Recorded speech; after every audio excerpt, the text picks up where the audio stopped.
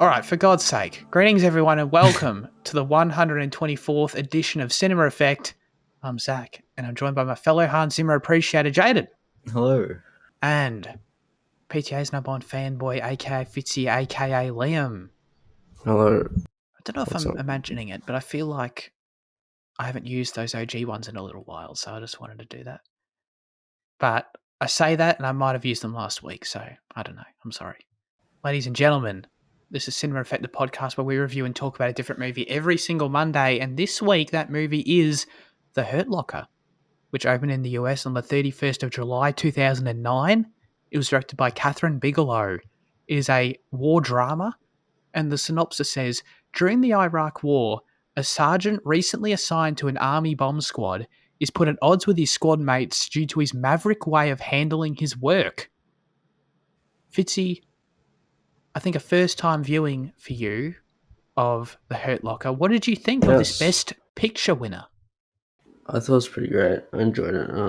Yeah, I like the very obvious documentary kind of style it was going for, just giving different keying on the characters at different moments and then just cutting away.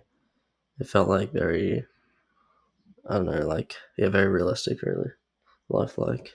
And yeah, I think it's pretty, where it goes is it's pretty unexpected. It's pretty subversive kind of, because I kind of expected more of a team gets together, learns to accept their differences, but instead it's kind of the complete opposite. We kind of see what the situation does to each person, and then you just realize that they're just different people, kind of. And yeah, I really enjoyed it, and it's just a very tense movie. There's some moments I'll just go, oh shit, oh fuck. The whole movie was like that, basically. Yeah. That's a great way you put it about how the relationship between the characters and what that ends up being, because I didn't really think of it that way, but that's totally true.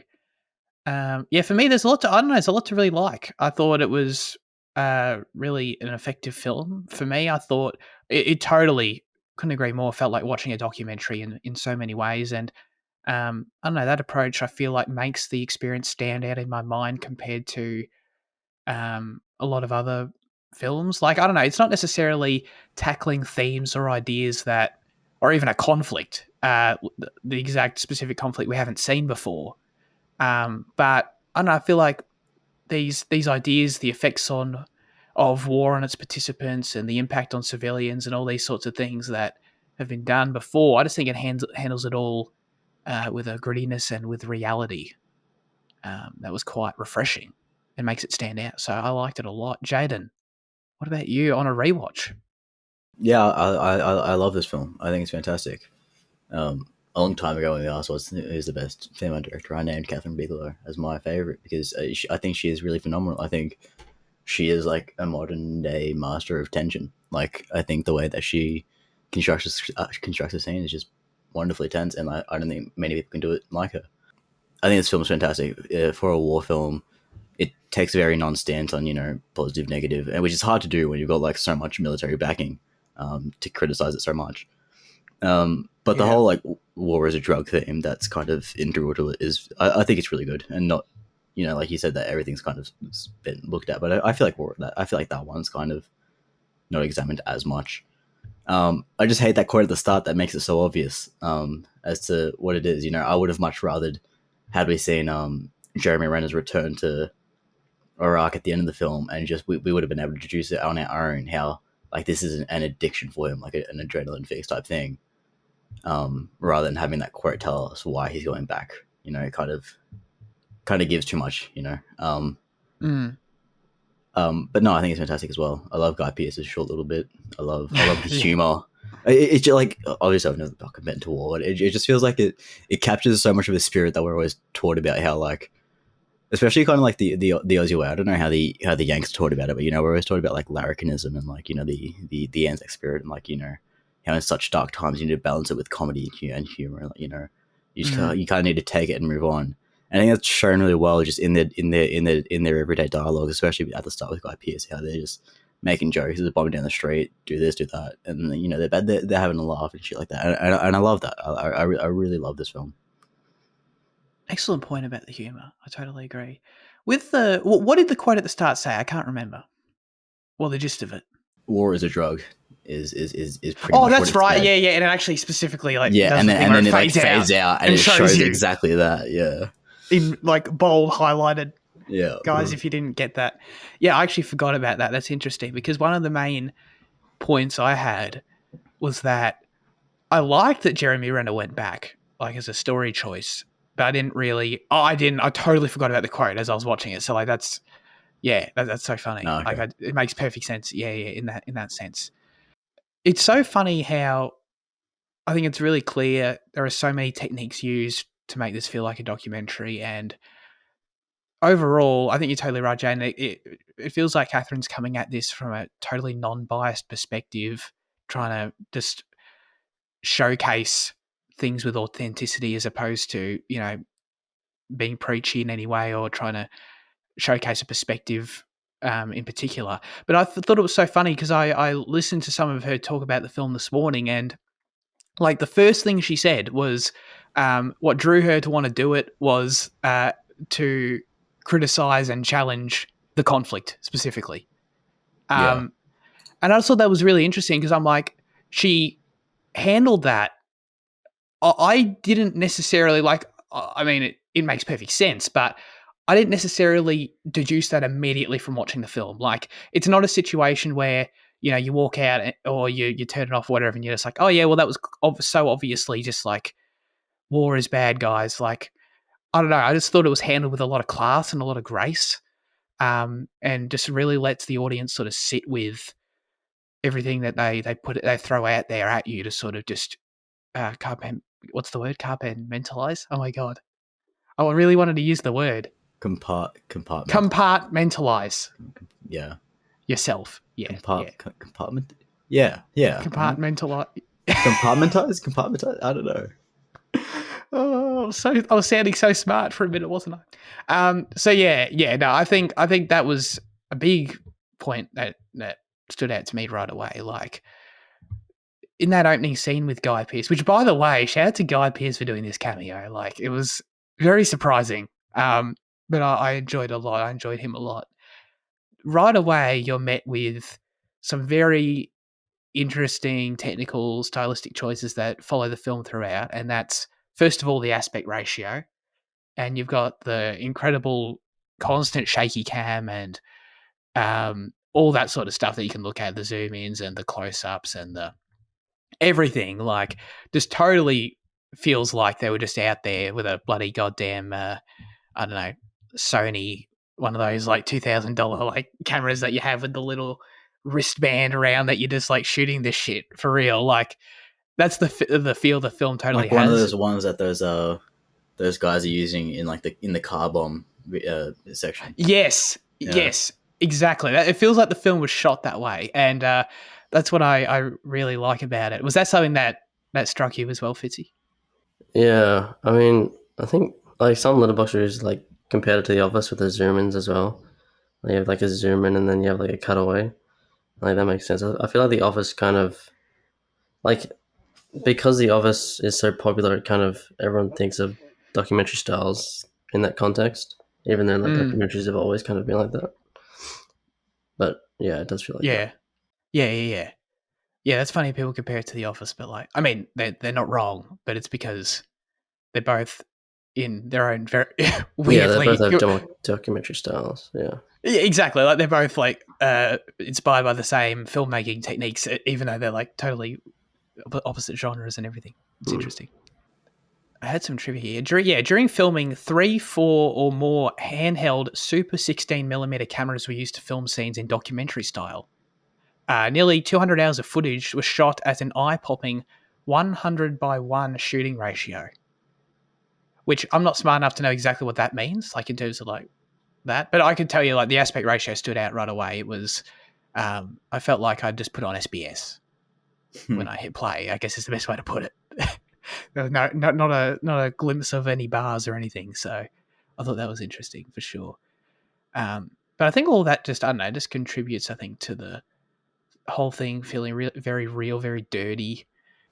And that's why I sort of find it interesting and I guess a positive thing that this film won Best Picture, because it totally feels like the opposite of a film that's trying to win awards. It doesn't feel like to me there was no, and I don't mean to come across as like pretentious or something, but there didn't seem to be any sort of like Oscar bait element to this, or like some like really like they set out to make some high art cinematography or something. It feels like they just made something very real, that then they just put out there and didn't really give a shit. And I think it's cool that it got recognition for that.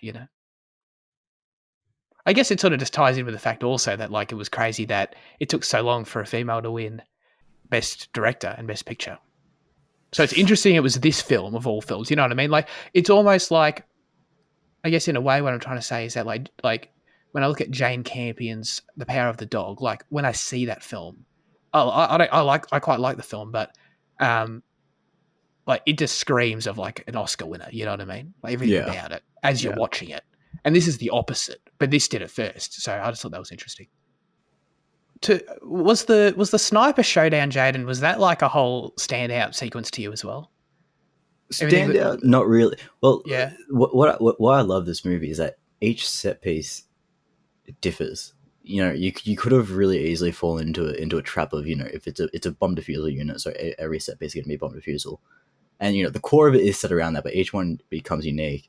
But then like the sniper shootout is the kind of is the one that is then again different from that in an entirely different way, but still holds that core kind of thing of just it is long, it is drawn out, and it isn't what we're typically shown. We're shown Anthony Mackie and Jeremy Renner sitting there for hours, eyes going red, drooping in the middle of a desert, waiting for an opportunity. It's not American Sniper where Chris Kyle's taking shots every 2 seconds and hitting every guy that he can see. So yeah, I love that scene for sure. Standout, I don't know, because I just love the quality of the rest of the film, but yeah, it is fantastic.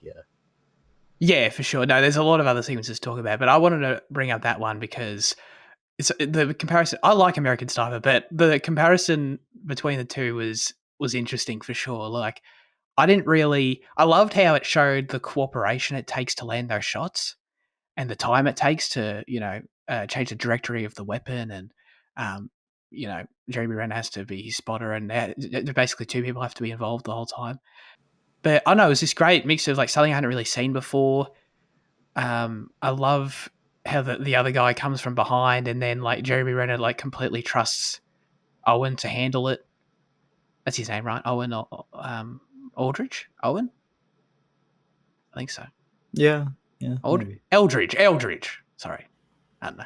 Oh, yeah. That guy. Yeah, the third guy, But most importantly, like that scene, to speak on the humor that you were talking about, Jane, that scene's I found like also at just the right moments really funny as well. Like, I mean, it helps that Ralph Fiennes is there because like I love Ralph Fiennes, and it was so funny when I saw him in the one of the shots where you come up to him a little bit closer for the first time, and I just saw his eyes, and I'm like, is that Ralph Fiennes? Yeah.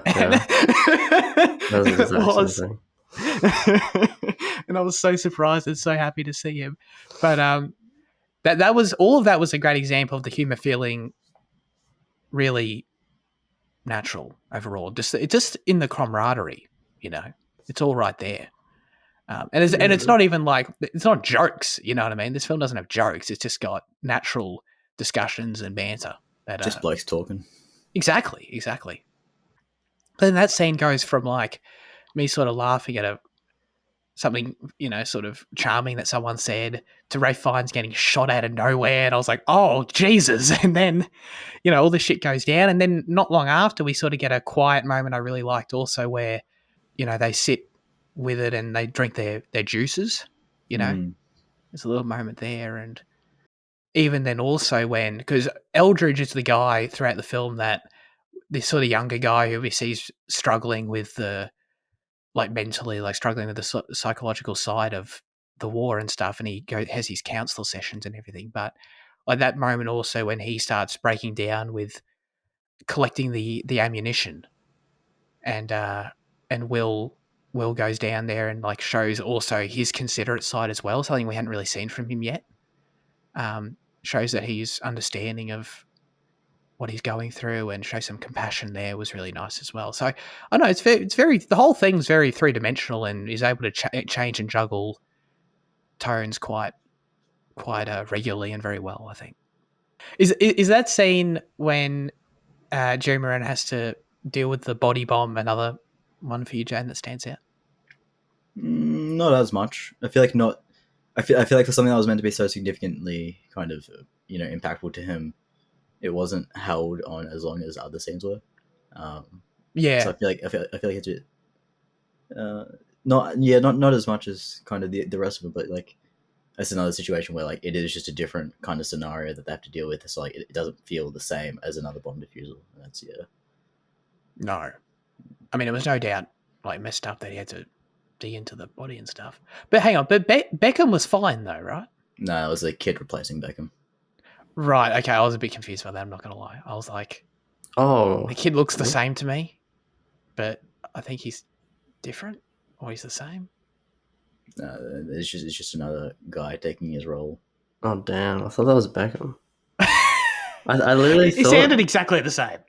because like when he was like disappointed. Wait, no, but he said you want to like play some soccer or play like DVD or buy DVDs. Yeah, but and then he's disappointed when he didn't play with them. I think, and then he felt like he recognized them. Dude, there's too many things pointed. I think that's Beckham. I'm pretty sure it wasn't. I swear it looks too different. I think the whole point was that like Renner's meant to realize like the camaraderie he built up with this like random Iraqi kid wasn't special. That they're just trying to do this to, like live. I think it wasn't like. I think the point of like him mimicking all those the soccer like all that kind of like friendly thing was just meant to show like I don't know, like maybe we should search it up to confirm, but I'm pretty sure it wasn't Beckham. I feel like the other side of that is that like when he recognized that it was Beckham, he was like he saw the dangers of like getting close to anyone kind of in this like in this place, and so he kind of from now on was like, okay, he's happy he's alive, but he doesn't want to like talk to anymore because he has that moment of like recognition. I felt like that's interesting, but then but in that case, then wouldn't that sort of show that to him that wouldn't it sort of contradict his whole arc in that like it would show him that his whole efforts to go and when he goes out on his own, he goes rogue and tries to get justice for Beckham. And if Beckham ended up being fine, wouldn't that sort of show him that those efforts were futile? Yeah, maybe.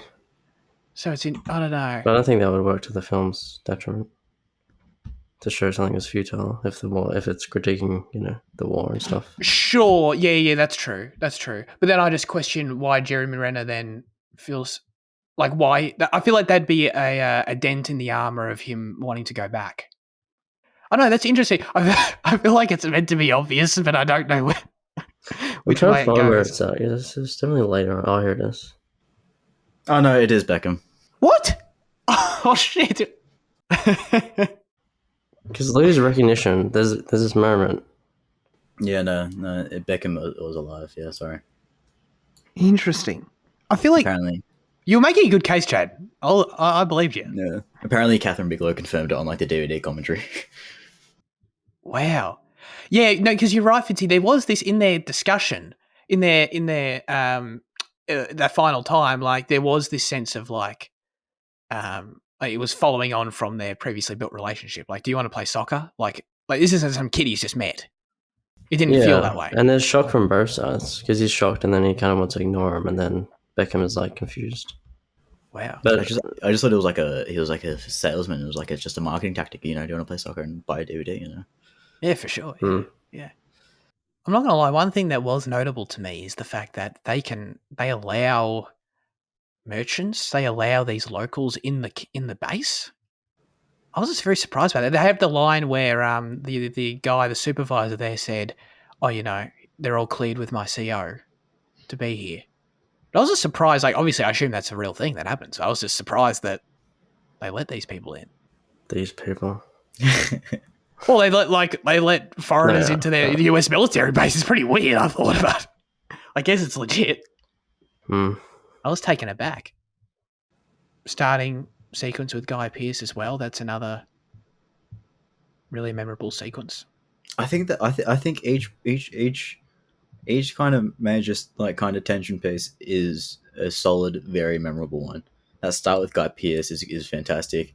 That first bomb defusal with Jeremy Renner as he pulls out the eight other bombs That was really good. that's such an insane moment.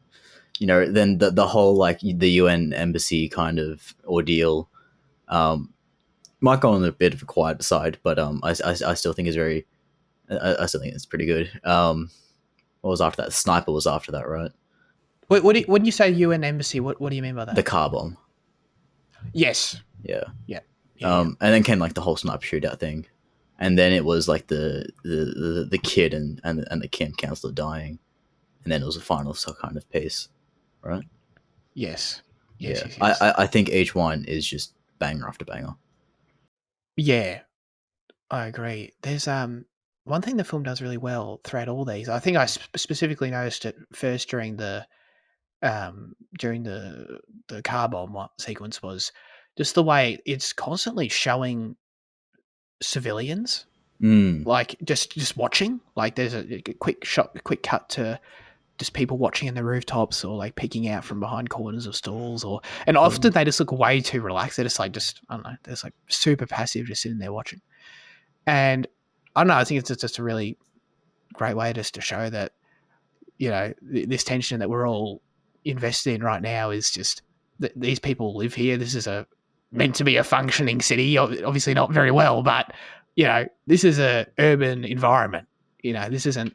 It's a war zone, but it's like it's a messed up one because of the real people that still live here. You know, and then sort of coupled with that at the same time was there was the guy in that scene who had the video camera, like you said, Jaden, and just like the fact that that's a big deal, like, and sort of being in the shoes of the soldiers in that moment where it's like there's this guy standing over there filming us, and you have to, in that scenario, you have to read into every little thing everyone does around you at all times. Like, I don't know, he could just be sitting there filming it just like completely innocently.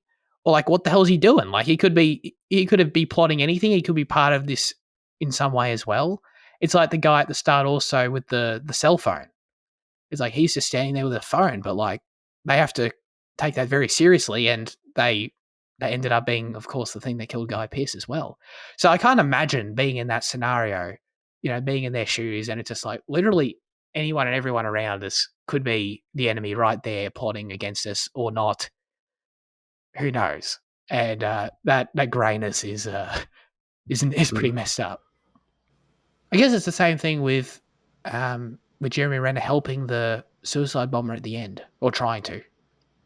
Everyone was just like the guy towards the end there when the guy had all the, you know, had everything strapped to him, and he came up and he started talking with them, and that as well. Fuck yeah! And they were just like, yeah, just shoot him. They were like, bro, just shoot him.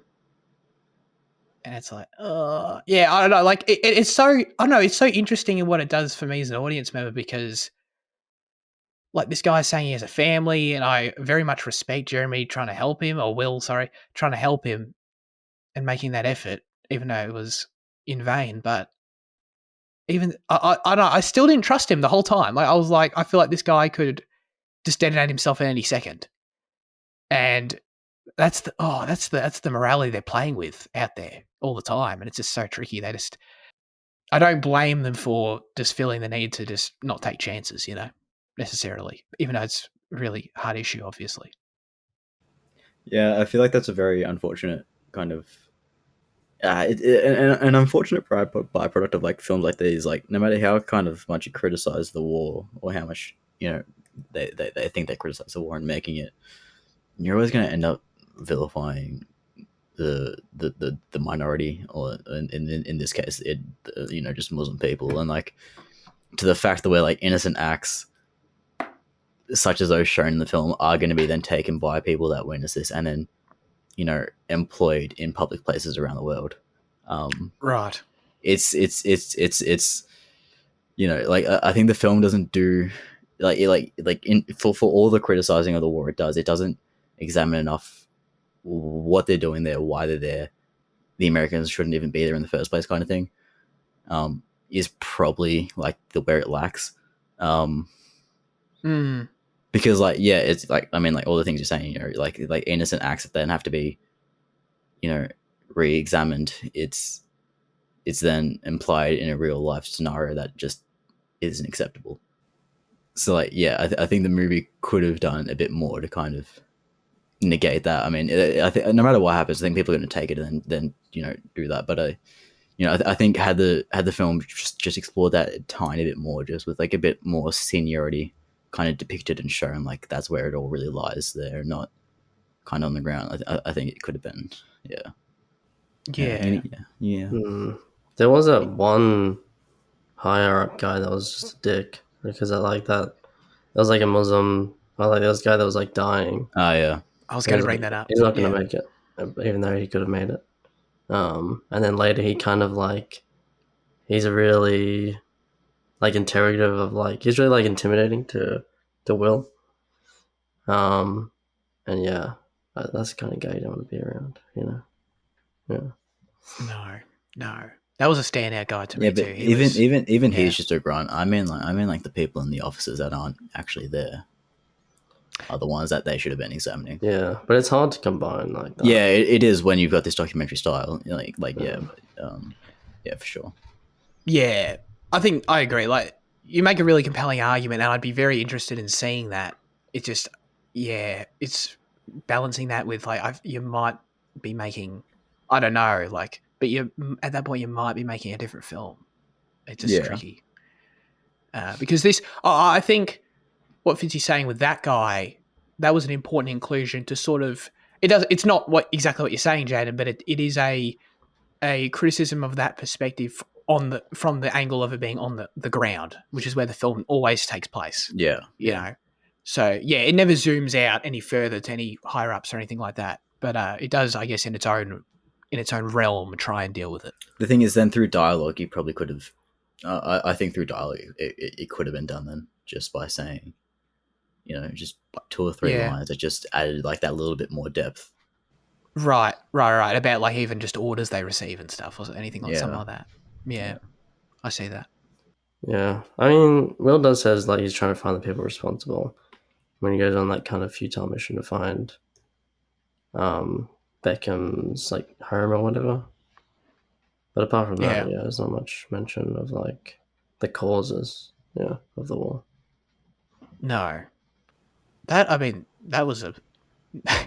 The film turned into Bourne there for a second when he was running through the streets afterwards, didn't it? That's what made him want to take on the Bourne legacy, I guess. But that scene, like, I don't know, it just added another little layer to the film, I think, at the end there when he gets back to the base and the guy's like, I'll let you in if you tell me where the whorehouse is. I was like, whoa, God damn it, these people, you know? I don't know, I thought that was interesting too. For me, like, I'm not a Jeremy Renner hater at all.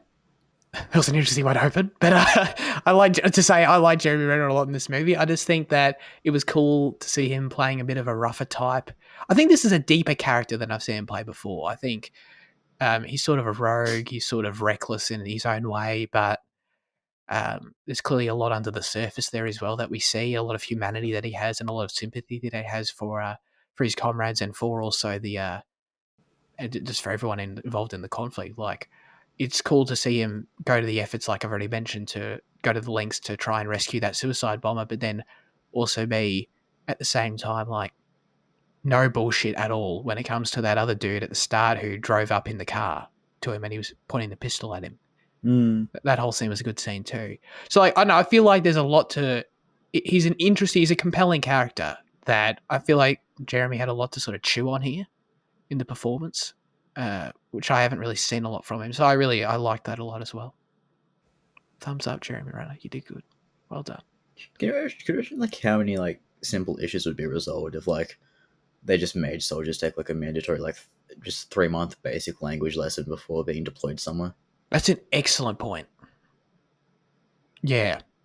Like, you're going here, learn Farsi for a couple months so you can use basic words, and then like Totally. Like had Jeremy Renner been able to because it's always frustrating, like when just miscommunication is always frustrating. Just like imagine just being so like, calm down and trying to help you to like to the guy at the end. I mean, like, yeah, yeah. Every time they're going through the Australian translator. government, contact me and we can put this into practice. I'll lay out a plan for you. Jane will approve the statute. Yeah. No, that's an excellent point. I don't even imagine it'd be that hard at all, actually. Like, guys, here are 50 words you have to know. Like, study them. Yeah. Wouldn't take that long, I don't think. They do say some words sometimes. Like, Jeremy Renner does say, like, That is some true. basic stuff. But it's almost, but I sort of got the feeling that was just stuff they picked up while they were there. Like, it wasn't even. Yeah. Yeah, probably. Probably, like, from other soldiers telling them, like, what one word means. Yeah. 800 bomb diffusal later, you pick up 3 words. Yeah. For real, though. Yeah, I don't know, man. Another thing that Kathryn mentioned when I was listening to her this morning was that fact that the entire shooting schedule basically revolved around Anthony Mackie, and that she really wanted him in the film, and they had 2 options because he was of his schedule, that they could either delay the whole shoot or he could be in the film, basically, and they committed to that. They committed to him being in it, and I thought that was interesting that, like, it was such a standout for him to be in it. I thought he was really good in the film. Don't get me wrong. What was his schedule? What was he busy with at that time? Got no idea. Huh. I don't know. I thought like 2014 Captain America made him a star. I didn't really know he was that popular beforehand. Yeah, I don't know either. I'm not familiar enough, but I know for example, I can say that I know I'd seen him in. He was in 8 Mile, which was like 5 years before this. Oh yeah. So I feel like he was getting around. Oh, was he really? There you go. Yeah. He gets around, Anthony Mackie. Yeah, he's really good. Yeah, he is really good. I just felt like for me, I didn't connect with the character as much. I don't know.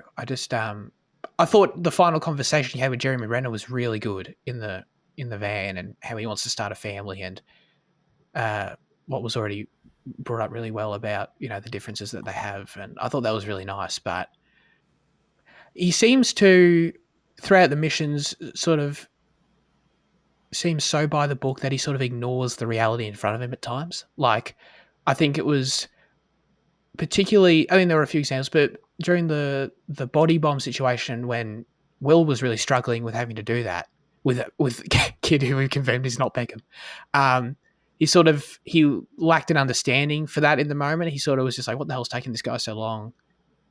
Let's get out of here. So yeah, I think he sort of exhibits a bit less humility at times. Like, he was just very understandable and solid and kind of. No, that is true. I think towards his own soldiers, he was probably more sympathetic, but towards the general population, he probably was less, I guess. Will seemed to care more about what was happening around. That is true. Whereas, Mackie kind of seemed more focused on his mates. That's true.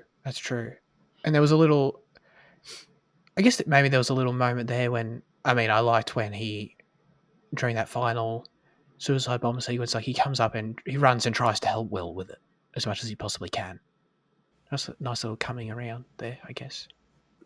Before I was trying to transition to the scene at night when they're in their cabin and having the wrestling match, because I thought that was an interesting scene. I felt like I was watching, I don't want to be hyperbolic, but I feel like I was watching those guys on the edge of their sanity in some way. Like, at least it was seeing a really real example of how their situation affects their relationship and their behavior in a non-mission environment. And I think it added a lot of texture to later in the film when, you see them multiple times after that, like on a mission in the zone, working completely cooperatively, perfectly as they should be by the book. But like but having seen that scene earlier in the film and some of the, I don't know, like I don't even know what it is. Like some of the tension, whether it's like a result of their psychological situation at that point, I don't even know what the cause is. But this shit's clearly affecting them in more ways than one. So it sort of adds a different layer to it. I mean, they were just drunk that night. God damn it, Jane! I was trying to do an analysis. Yeah, but like it felt like, because like Anthony Mackie's problem with Will was like very real. Like Will was very reckless. And like compared to, Guy Pearce's like calm, collected method is kind of a big difference. And I feel like he must have felt like he was, not in it like for the thrill as much. He was there to do duty. So they did have some differences. I felt like in that like scene where they're drunk together in front, they kind of, it's like serves a practical purpose to like release their frustrations on each other so that they can go forth later, in peace and like cooperation, kind of. Yes, Like that's a great way to put it. Yeah, exactly. Just to clarify as well, does Will outrank Anthony Mackie, but just due to like the team dynamics, Anthony Mackie is the one that he has to listen to in the field? That's a great point, because I think when they met, that's what it was. Like he like Anthony Will had to tell Anthony Mackie not to call him Sergeant or whatever his title is. Like just call me Will, which indicates he's superior, right? I think so. I think you're right. Yeah. That is interesting though. I guess that's sort of just that reflects Will's personality, I guess, is that Anthony Mackie ends up like is the one who's like yelling at him to put his goddamn headset on. And it's I don't know, that is a good point actually. It's like, would you do that to a superior? He was like shouting at him. Yeah, but I think because like Anthony Mackie is like what was it like? So like the other bloke was a specialist. Renner was obviously the bomb diffuser, and then what was Mackie's role? Coordinator. I don't know. Coordinator, operator. I don't know something. Yeah, but like management. HR. Yeah. Yeah, I don't know. But he feels a bit like the father figure of the group in some ways, even though Renner's the leader. Yeah. No, that's right. He's the one always looking out for their safety. But that whole introduction to Renner was very good. Like, in terms of the first bomb defusal he has to walk into, and he's just nonchalant, just like, yeah, bro, like, I'm doing it, just leave me alone. Like, oh, there's a distraction. With all the smoke coming in and stuff, didn't phase him, and he just went straight in. That was an effective introduction to, like, smack you in the face that this guy is a different sort of character to Guy Pearce, who he was replacing. I think it's interesting. Is like it just shows like a mistrust in his team, just like immediately, like he doesn't trust them to not, fuck up and shoot a random dude that approaches him, which is, like why I see like why he deployed this thing. Because these guys are obviously very shaken by like, Guy Pearce just dying, and because they didn't take the shot, so he's probably conscious of that, and like that's why he pops the smoke in case someone does approach him, and they don't want to do the same thing, so like they would take the shot next time. All right. Like, yeah. I know. Yeah. I really like that simple action of just doing that. I don't know. Very good. Very good. Well, I'm not going to lie. I did have the thought, like, how did Guy Pearce actually die? Because I feel like just the shock of the blast, and that really, and that like he wasn't far enough away, and it was just like that's why you see like the blood spray onto like the face guard. Yes, just the shock of the blast. But what does that mean physically though? Like, what actually physically happened? Like for the. It's just like, a massive wave of force just pushing against the body and just completely disrupting everything. Just like, holy shit, really? Wow. Yeah. Because like he's in the full suit and like he's at a decent distance that shrapnel wouldn't get through it. It's just he wasn't far enough away from the actual. Yeah, I thought he was like safe. I thought he was far enough away, and then he just like immediately. Yeah, I think the cutting and like the kind of framing made it look like he was further than what he was, but I think he was still in like 30 meters out or something like that from like when it exploded. Yeah, the kill zone. Yeah. Interesting. I didn't know that. Yeah, because I thought it was, he was knocked over, but like, no shrapnel. It was out of the immediate radius, but wow, that's wild. His death is so like muted, but like gruesome at the same time. Like it's just I know, I love it. Not obviously, Yeah. One of the main sequences we haven't really talked about yet is the ending. I mean, we've already talked about Will's choice to go back to Iraq, which was interesting. Oh wait, it was Iraq, right?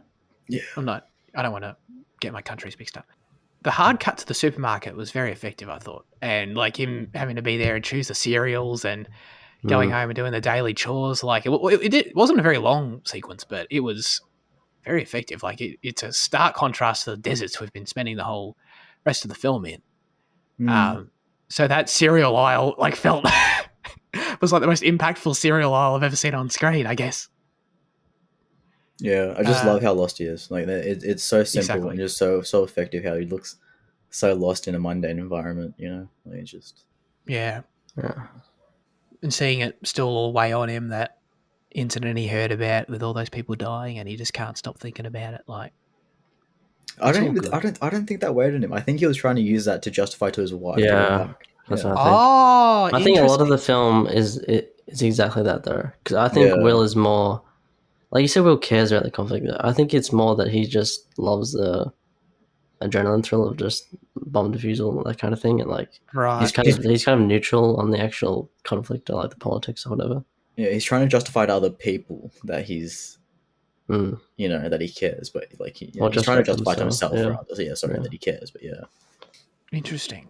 and like I didn't think of it that way. it's also funny. Like it's funny how natural the Middle East seems in this film in terms of coloring, whereas when he goes back to America, it feels like a really washed out blue. Oh, yeah, it's really dark. Whereas yeah, like usually you get the opposite, where like you know you hit the desert and you get this like you know just grainy yellow filter put on, but like it feels like they're shot very naturally to me at least. Like it didn't feel like there was like the colors felt real in the Middle East. No, Yeah. like the greens Yeah. and the greens, those reds, those it felt That's what genuine. made the cut effective, I think. Yeah, so like it's just another like another technique that of just showing how out of place he is. I just thought was really fantastic. Yeah. It's really effective. Like him going back to Iraq is perfect because like it's set up by so many different things, like the coloring, as you said, also like the rock music. Like it introduced him in the cabin with rock music, and it's just like he's so happy to be there, and it's But then it doesn't. It's not even happiness, is it? It's just it's a weird thing, isn't it? Yeah, I it's mean, like it is returning to addictive. League. Like you're right. It It's is an like addiction. Like that's as simple as it is. it's like returning to League. It's like addictive and frustrating, but also it's like very satisfying. You know, when you get ahead. So it's like kind of It's exactly League is like weird war. dichotomy. You guys totally just right there changed my perspective on that, because so in that dialogue where he talks about the one thing he loves, and they don't say what it is. So, but I guess it's that adrenaline fix that you're talking about, that, and Owen calls him out on that too. Yeah, I think so. Interesting. Basically telling his kid he doesn't love it. Right, because I assumed he's just talking about his son, but like, yeah.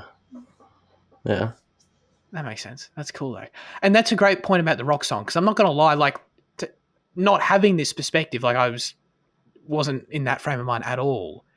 So when it came on at the end, like one of my issues with the ending was just the rock song and the final like heroic shot just kind of took me out of it. Like it was to me a weird choice to like reflect what I viewed as this like really unbiased, grounded film. That then I felt like at the end, Kathryn was like, "Hell yeah, he's going back. Get hyped!" Like it was a sort of, it seemed off to me, but like that adds another level to it that makes me sympathize with it a bit more, I think. Yeah. Yeah. Heroic. I don't think it's like it's self-righteous and selfish of him, you know. Yes. Go back.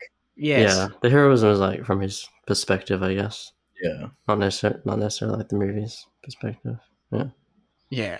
Yeah. I love that last shot of That's him just cool. like just cockily walking down like the street. Yeah. There's something funny Right. about it, but yeah. In his element. Yes, in his element. Onto the 900s, you know. I read in the trivia that like Jeremy was in the suit at all times, specifically like in every single shot, every far away shot, everything, specifically because Kathryn Bigelow thought he had a distinct walk in the suit. So she agrees. That's pretty funny.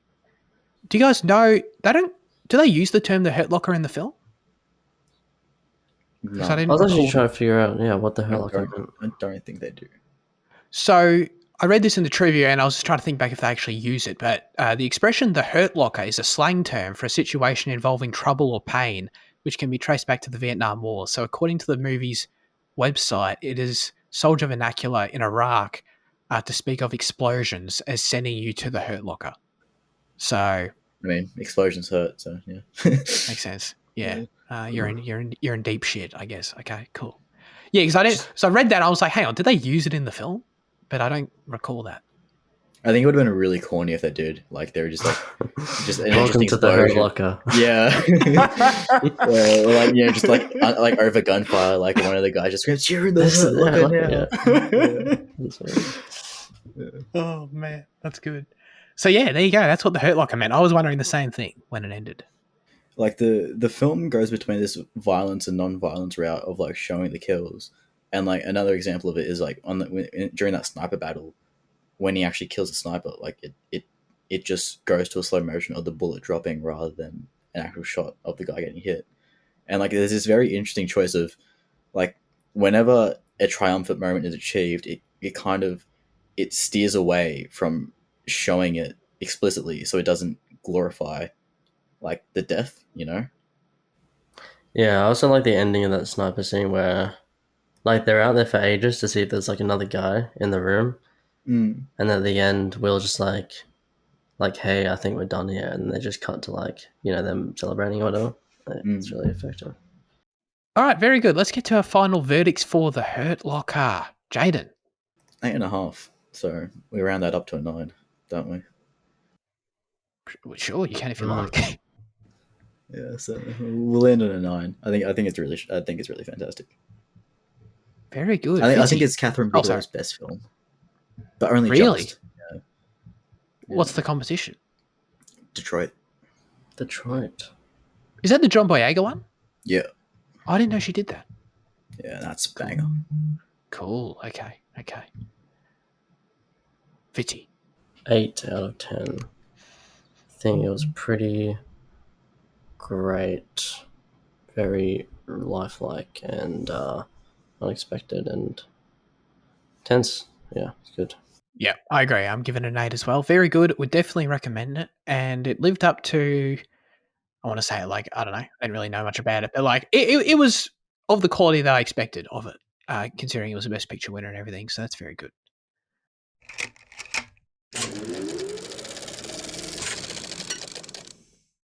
All right, let's get into news chat. We've got a bunch. We'll try and, I don't know, we'll just take it as we will. The first thing is the Babylon trailer, which is Damien Chazelle's latest film, I believe, starring Margot Robbie and is it Bradley Cooper? Brad Pitt. Brad Pitt. Oh, I'm sorry. Okay. Jan, you watched it. What do you think? Seems a bit Gatsby-esque, but a bit more batshit kind of, and like entertainment based rather than kind of like high life.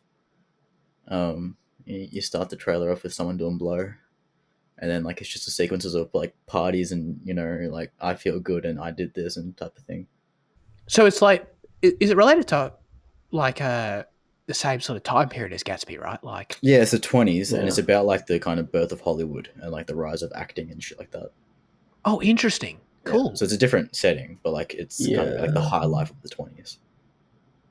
I think it's like based on like, well, I looked at the names and like Tobey Maguire plays Charlie Chaplin and Brad Pitt plays a director. I think it's like a musical setting, like the silent musicals before the talkies or whatever, or the transition between like the silent movies to the talking films. Yeah. Right. But this film isn't a musical, right? There's a lot of dancing. Yeah. From the trailer, there's a lot of dancing. There's not singing. I don't think. I don't recall, but there is a lot of dancing. Interesting. Okay. So it might be. I don't think it'll be a musical in the way there might La be a La few Land sequences, yeah. was, okay. But I think it'll still be very musical-esque. Okay. I'm a bit less excited now, but I'm still excited. I'll say for sure. What do you think, Fitzy? Overall, anything else? Yeah, it looks really great. It looks really fun. Very good.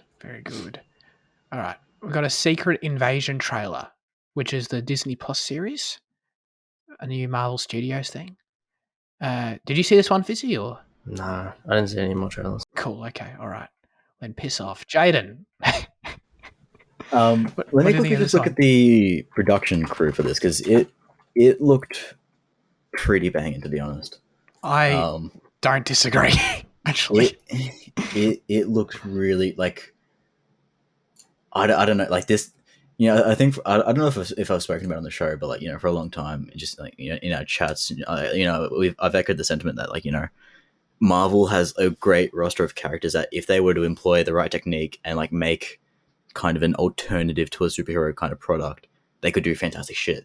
And this looks like that. It looks like a spy thriller type, shit, whatever. Just using Marvel characters like Amelia Clarke, Olivia Colman, just bringing two massive names in as well to the roster is sick. right? But like, it just seems like a wonderfully kind of crafted spy thriller to me. Yeah, I don't know. I'm definitely very keen for this, which shocked me. The Secret Invasion storyline's always been a big one, but like not really cared about it too much. But like, Hmm. this looks good. Yeah, I totally agree. Like, I think this was. I did not expect in a million years that I'd be semi interested in this show. I mean, I'm not excited. Like, I don't want to. I don't know if I'm as into it as you, but like, it piqued my interest for sure, and I did not expect that in the least. Mm, So it was cool. To me, it felt like the MCU's sort of natural, visually and in tone and just in what genre wise, what it is as well. Like, it felt like the MCU's first real successor to the Winter Soldier that I've seen. yeah. So I mean, that's cool. I think that's really neat. Sam Jackson in there on Disney Plus and Ben Mendelsohn, you can't go wrong. So definitely some standouts in the cast, and yeah, I mean, if this is proves itself to be a solid spy thriller, I'm totally down. Ben's So gonna cock it, isn't he? damn, what makes you say that? I don't No, like you saying that. that scene in the trailer where like all those blokes surround him. I reckon. Oh, really? I reckon he's gonna die. Oh, damn. I don't know. Does the If MCU Marvel have the has the balls balls? to kill anyone, Yeah, yeah, I exactly. reckon they'll kill the Australian. Oh, sorry, I shouldn't. I'll do it this way. Well, the Werewolf by Night trailer came out, which is a Disney Plus special, which was very interesting looking. You leading that into me? Yeah, sorry. Yeah, like once again, this feels like something like that. This feels like they're answering something that I've been talking about in like taking a different direction with characters I know, but like something about this trailer just didn't feel right. Just in the Discord, I mentioned it briefly, just like the actors feel so out of place that it like the overall tone and like the kind of what they're trying to emulate doesn't feel right. And like I guess that's all I can say. Like the style for everything they're doing right, like the campiness, the practical effects, the kind of it just doesn't feel like they've done it 100% correctly. Maybe that's because of the lack of grain in the image, because like it's just black and white. It just feels like a filter's been put over it. Doesn't. I wonder if they actually shot in black and white or if they're just putting a filter over it. That's probably going to be what it is. To be honest, because like I'm probably not going to really be able to tell the difference. But like, have you watched the trailer? Yeah, I did. Yeah. Yep. Yeah, but Liam, you didn't, right? No, yeah. Like, do you get what I mean by something doesn't feel right in the way that it's been carried off? Yeah, I do. But I don't know. Like, I'm not. You're a much better authority on that than me with this kind of thing. Like, I watched this trailer and I wasn't impressed by it. Like, I agree with you, but I just don't. I couldn't pinpoint what it was. I didn't have the No, I'm skill not to do sure. that. I'm not sure what it is either. That's what I was kind of fielding around. Yeah, but you even like listing the act, like you giving the actors as a potential reason, like that's even more than I could put a finger on. Like, yeah, which is interesting. I'm keen to see it for sure, though, just to see how it does turn out. But it doesn't sit entirely correctly with me at the moment. Is kind of the way it is. Yeah, like I guess for me, like this kind of thing is never up my alley, really. But like I feel like watching it, like it had the potential to at least charm me in some way, and it just didn't. So Right. that sort of was my main takeaway. Sorry, you go ahead, Liam. Oh no, you finished your discussion on this trailer. I think we're done. I think Are we're you good. done? Okay, Yeah. I just watched the Secret Invasion trailer. Looks very good. I think like the Winter Soldier is the only Marvel show I've watched. Falcon and the Winter Soldier, you mean? Yeah, Falcon and the Winter Soldier. Yeah. Yeah. And that was more grounded and that was pretty good. So I think I don't know. I might watch this one. This one looks pretty good. Yeah. When you were talking about following up Winter Soldier, you meant the movie, right? Didn't you? I meant the movie. Yeah. I just want to clarify that Fitzy meant that's the show you said. Captain Falcon. Yeah. Captain Falcon. Yeah, that's true. I mean, I don't know. Like, maybe there is something to that because Falcon the Winter Soldier is still my favorite Marvel show, and I feel like, Oh, really? in terms of the groundedness and the genre of it, like I just much prefer it to some of the other stuff. So I feel like that's tying in to make me want to check this one out more too. All right, for God's sake, Mandalorian Season 3 trailer, Jaden. The resident Mandalorian hater. I feel like I need to make that your nickname at the start. But what did you think of this? Like you have all the power in the world to just say random bullshit every week and just do it, you know. I really do. Don't put ideas in my head though. What did you think of The Mandalorian Season 3? You mean the trailer that's half of just a recap of what's previously happened? Well, that's not true. There were 2 shots that had been used before. Yeah. I don't know. There was more of that mechanic woman, which sucks. Yeah. Just get rid of that character, honestly. Like, so much of your problems would be solved. And that town mayor as well. That dude's back for no reason. Oh, Carl Weathers? Yeah. What's he doing? Oh, he can't go wrong. He's doing shit all. Oh my God. I don't know. What a hater. There wasn't much, was there, in the trailer? Grogu was looking at fireworks. The Mandalorian says you didn't think your dad's the only Mandalorian or some shit, implying that there's gonna be more Mandalorians. There were a lot of Mandalorians in the trailer. They had lots of painted armor, you know. Yeah. We're going back to Mandalore, Jaden. You saw the ruins of Mandalore in the trailer. Bo-Katan sitting on her throne. Was it? Going to be some power struggle out there. Bo-Katan going to be an antagonist here, I think. You reckon? I think so. Or a foil in some way, at least. Why would she be? But who's she antagonizing? Mando, because he's got the Darksaber, and that's no good. Right. She wants that thing. Yeah. I thought there was a lot visually going on in the trailer, like just the glimpses of little shots and stuff that we got. I thought the show looks quite nice, and the thing is, like, I'm gonna enjoy this show. There's no doubt about it. I'm gonna have a good time. At this point, my overall skepticism just comes from the Book of Boba Fett. I think, like, if the Book of Boba Fett didn't exist, and the last thing we saw was the Mandalorian Season 2 finale, which I loved, and that was it, and then you're telling me a Mandalorian Season 3 trailers is out, I'd be losing my mind. I'd be like, holy shit, what's happening? What's going to happen next? Dude, this is unreal. But sorry guys, except the Book of Boba Fett happened and basically killed any possible, interest in what could happen. Because it just the Book of Boba Fett was like, we set up the most interesting cliffhanger of all time and we just resolved it in 2 episodes. So good luck. In a show not even called The Man. It's so weird. Oh my God, I can't even with that. But so yeah, it's just, to me, well, this could have been really interesting. Instead, it's just more adventures, which I'm totally down for. So, I mean, anyway. The direction they go in is, it'll have to be, it's more down that cloning path, right? Like, it'll be resolving like the cloning. I think that's going to be happening in the background for sure. In the background, not like a main thing, right? I don't think so. I mean, I could be wrong. I think it's eventually going to have to take a main, like, kind of route so they can plug it into Rise of Skywalker. Yeah, because I'm pretty adamant on my idea that, they're establishing this thing to kind of connect it all through that cloning of Omega and the Bad Batch and the Kamenology to Palpatine. To Palpatine, yeah. I agree with that. I hope it's not like the thing, No, like I thought how they obviously need to do more than what they've done so far, which is just sort of tease it. But they need to do more than that. But I don't need it to be like the plot. Maybe not yet, sense. But give it. I don't need it to be the plot. I don't need it to be the plot ever. No, I think give it a time jump so Grogu can actually speak and he's training. And let the because Grogu being in charge is only going to last as a gimmick so long. I think it's already worn out, to be honest. I agree. I know, but but my skepticism with that is that, like, wasn't the end of season 2 the perfect time to do that? Yeah, and they just did not take it, and they just decided put him back with Mando, and he's still a baby, and because people love the little kid, so just keep doing that. Anyway, let's get into the much better Star Wars trailer, which was Tales of the Jedi. This is my most anticipated Star Wars thing right now. I'm stoked. It's a dream come true for me. What did you think? Oh yeah, it was brilliant. Yeah, but isn't it only like 3 episode arcs? Is that what it is? Correct. That sucks. It's not a lot. Yeah. Yeah. This is going to fill out so much just in terms of lore, especially with Dooku. Oh yeah, dude. That's going to be so sick. Like that's what interests me. Like the Ahsoka stuff seems really cool.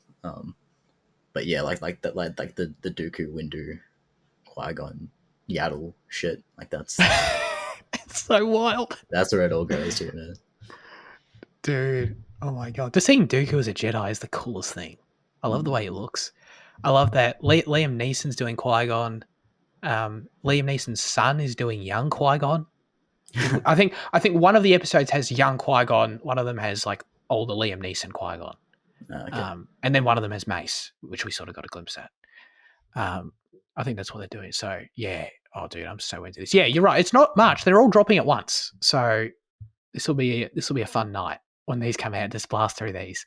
I'm super stoked for it. But even more so, like I think they're going to be awesome. But the question I have is that the potential for more, Jade. Like in terms of like focusing on Dooku, focusing on Ahsoka. Like if this does okay and they want to do more, like they could do anything. Like, can you imagine? And I mean, this is the art style we love so much. Like, can you imagine? Like, I don't know, like maybe young Kylo Ren, young Ben Solo stories, Luke Skywalker stories in this Clone Wars art style in the future, like.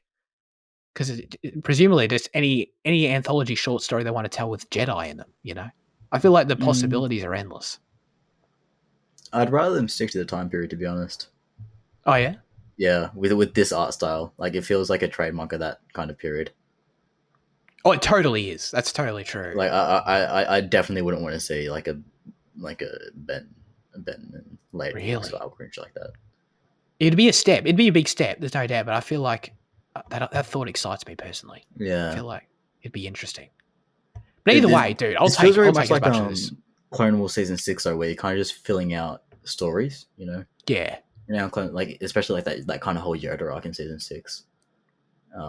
It feels like a thing like that. And I love that, so yeah, I'm very down for it. Yeah, just a lot of character building. Like that adds a lot of because that Yoda arc that's a great example. That adds so much to Yoda, and it totally stands alone. Like I think that's what this is going to be. So and like not only does that arc add to like sorry to kind of go on a bit, but like it doesn't add to Yoda alone. It adds to kind of Sith lore, and it adds a bit to like the cloning process and like Sith Deus and shit like that. Like that's a fantastic thing, and like that's like filling out the character, but also filling out so much of the lore. Is what it does, and what Tales of the Jedi can do as well. Exactly. And why I'd want it in that period, not filling out Kylo Ren, you know? Sure.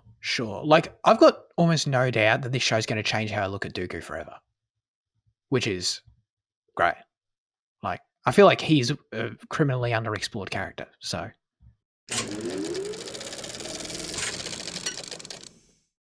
Now it's time to hand the show over to you with our question of the show. Last week we asked you, what is the best film starring an Avenger? Luke said, I enjoyed The Adam Project starring Mark Ruffalo, but not the best film. I haven't seen enough films to determine what the best is, but I'll submit that Sherlock Holmes starring Robert Downey Jr. is a great movie. Wondering if you'll ever review his performance in Tropic Thunder.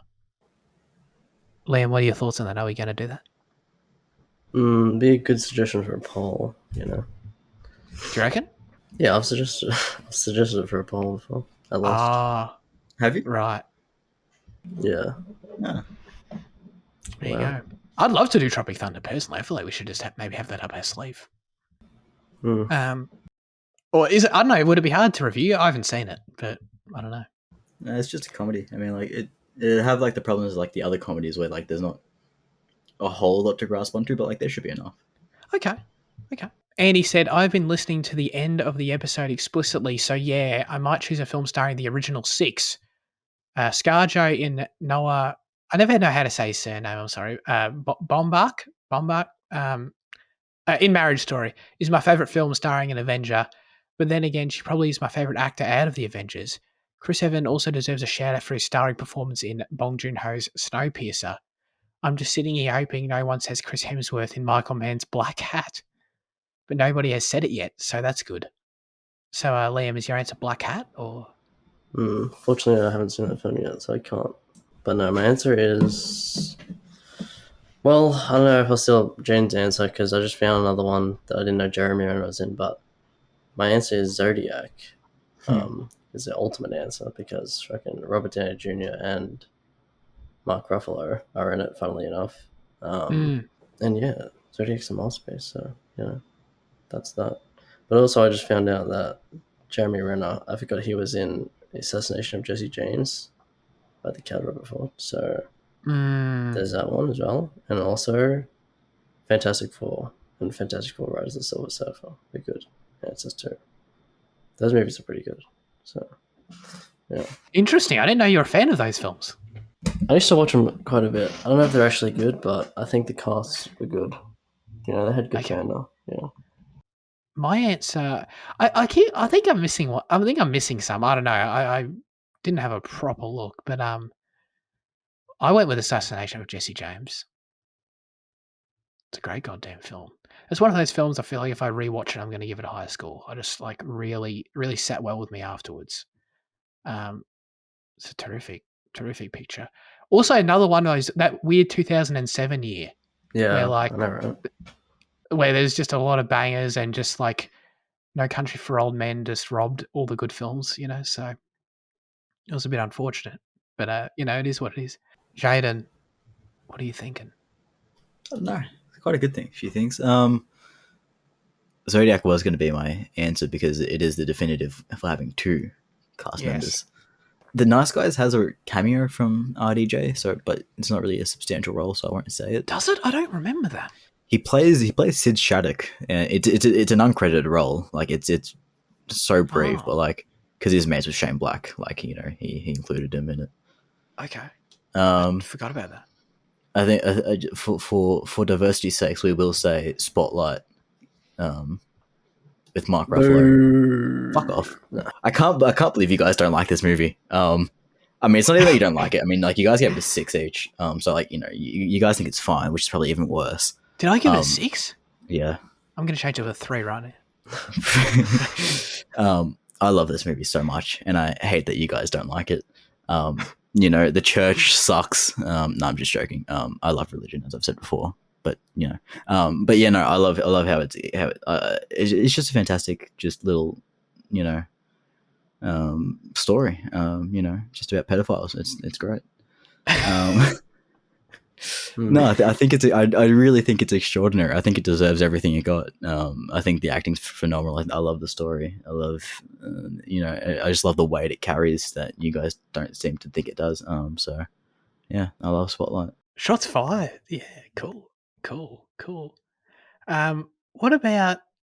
I feel like Mark Ruffalo just sort of, out of anyone, I feel like he's in the most stuff. I feel like at least like it's not uncommon for Mark Ruffalo just to show up in something I'm watching. I don't know. I feel like it happens a lot. He was in Colorado. Shutter Island as well. Yes, true. But then Jeremy Renner had Arrival, and you're like, there's like a lot of good movies that these people are in. Arrival, great shout. Yeah. Are you telling me that the people they hired to be the Avengers are talented actors? Believe it or not, yeah. Holy shit, all right. Wow, it's wild. All right, very, very good. As always, we'd love you to submit your questions, thoughts, reviews for next week's film in the YouTube comment section. Send us DM on Instagram or join the Discord community that was posting very randomly philosophical memes this week if you're into those. This week we're asking you, what is the best TV show you've seen in 2022? Let us know. It doesn't have to have come out in 2022, but the best show you've seen this year so far on your personal watching journey, as I like to call it. All right, that's it for this week's episode of Cinema Effect. Thanks everyone for tuning in. Fitzy, what are we doing next week? We're finishing the Oceans franchise. Oceans 13. Also, last one was 12, no, it's 13. So that's on Netflix, Stan, and Foxtel. Yeah. Put me out of my goddamn misery with this. Okay. Can you imagine if we did 8 too? Oh, Jesus. Have you guys seen 8? No. Not really. But like, we don't have another series lined up. We can extend the Oceans. I'm vetoing that. All right. Thanks, Jen and Liam, for joining me as always. Thanks everyone for listening once again. We'll see you next week, and goodbye.